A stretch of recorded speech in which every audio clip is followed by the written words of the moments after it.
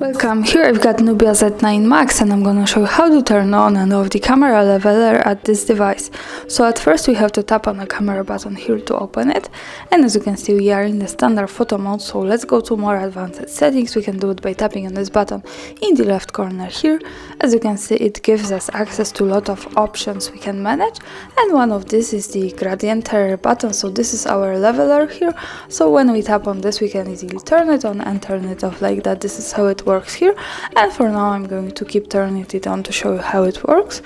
And let's go back to the standard camera view. As you can see, this is the leveler here, and we can use it like that, so it should help us to keep our photographic topic straight at the picture.